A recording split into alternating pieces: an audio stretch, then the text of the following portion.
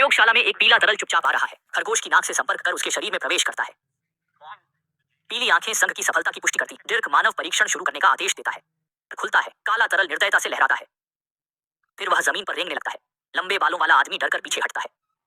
वह मदद के लिए कांच पर दस्तक देता है। काला तरल बाएं पैर से ऊपर चढ़ता है। आदमी की छाती पर रुककर उसका सामना करता है।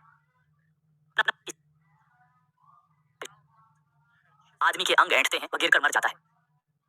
उसके मुंह से काला तरल बहने लगता है। डिर्क गुस्से में परीक्षण बढ़ाता है। रिपोर्टर भावुक हो जाता है।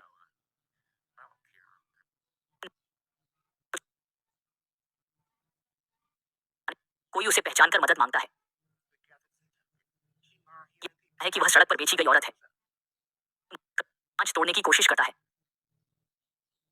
कृतज्ञ नहीं होती। एड़ी को गिराकर गला दबाती है। समय तरल बदलता है। औरत वहीं मर जाती है।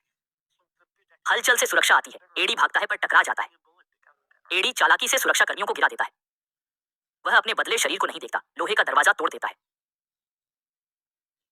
कई सुरक्षाकर्मी पीछा करते हैं। एड़ी को मारने का आदेश है। एड़ी जान बचाने के लिए तेजी से भागता है। एक बड़े पेड़ से टकराता है। सुरक्षाकर्मी पहुंच जाते हैं। एड़ी को पकड़ने की तैयारी करते हैं पर वह गायब हो जाता है।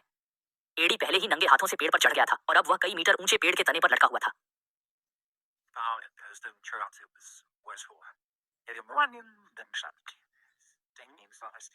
एड़ी को चोट लगी थी लेकिन फाउंडेशन के लोग उसे नुकसान नहीं पहुंचा सके। एड़ी को चोट आई थी मगर फाउंडेशन के लोग उसे हानि नहीं पहुंचा पाए। हुआ था परंतु फाउंडेशन के सदस्य उसे क्षति नहीं दे सके। एड़ी को आघात लगा था किंतु फाउंडेशन वाले उसे चोट नहीं पहुंचा सके। एड़ी को शारीरिक क्षति हुई थी लेकिन फाउंडेशन के जन उसे आहत नहीं कर पाए। एड़ी के शरीर को मार पड़ी थी पर फाउंडेशन के लोग उसे ठेस नहीं लगा सके। अजीबोगरीब हरकतें सचमुच डरावनी है पर यह तो बस शुरुआत है।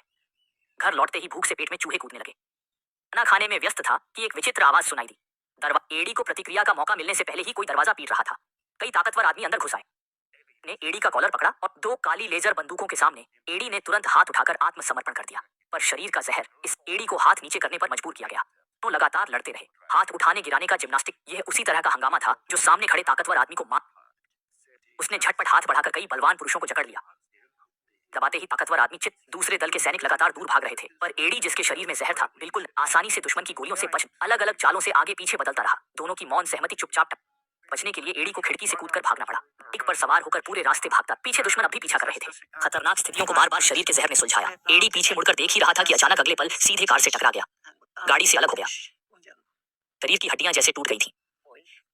से ही हत्यारा खुश होने लगा। शरीर का जहर सक्रिय हुआ। उसने एड़ी के घावों को भरने के लिए पूरे वापस सामान्य स्थिति में आ गया। सामने खड़े हत्यारे अभी बचने ही वाले थे कि पीछे से अचानक गोली चली। इससे जहर को कोई नुकसान नहीं हुआ। जहर मुड़ा और एक मुंह से दिमाग निकाल दिया। कोई मौजूद किनारे पर पहुंचते ही काला तरल पदार्थ